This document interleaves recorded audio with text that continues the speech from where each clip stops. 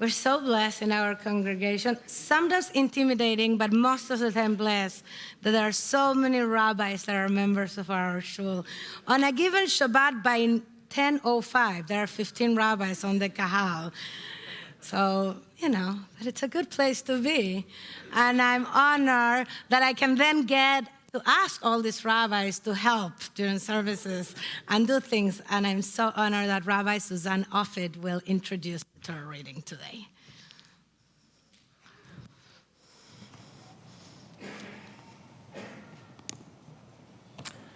Once upon a time, in a land far away, there was a ritual for mending brokenness between you and God. There was an animal, there was a high priest, and there was this ritual in the wilderness. A ritual is an act, a gesture that takes on greater meaning when done with intention.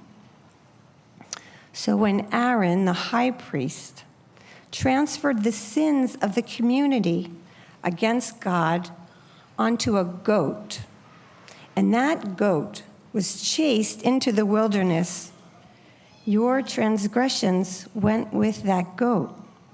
That is a ritual. That is the ritual in our Torah reading on Yom Kippur morning. Once upon a time, in a land far away, there was a ritual for mending brokenness between you and God. There was an animal. There was a high priest. There was a ritual in the holy temple in Jerusalem. The high priest would take your animal that you intentionally chose from your belongings.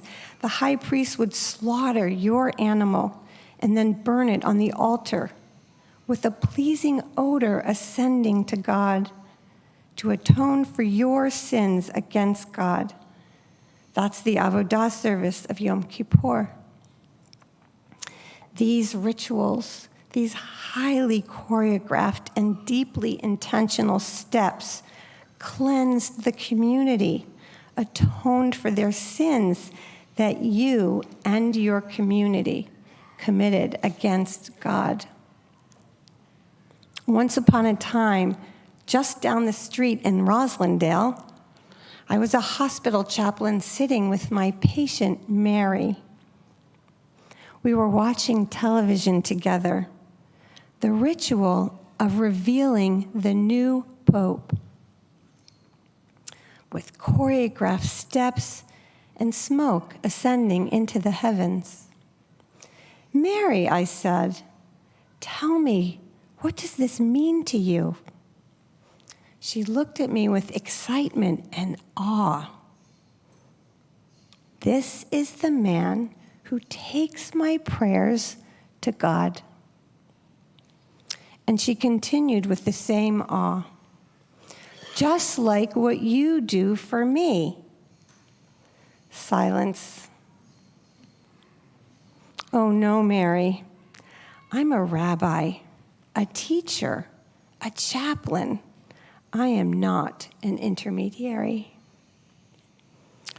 She looked at me with confusion and almost anger.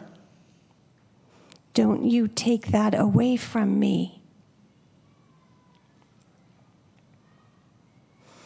Rambam made an observation in his comments on the laws of tshuva. He said, there used to be kapara, now there's only tshuva.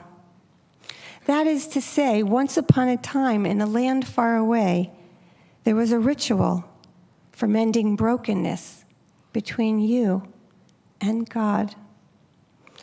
On this Yom Kippur, you don't have the Mishkan in the wilderness, or the goats, or Aaron. You don't have the holy temple, or the high priest, or the sacrifices with a pleasing odor ascending to God. On this Yom Kippur, there is only you in your nakedness, standing before the divine light. What are you going to do now?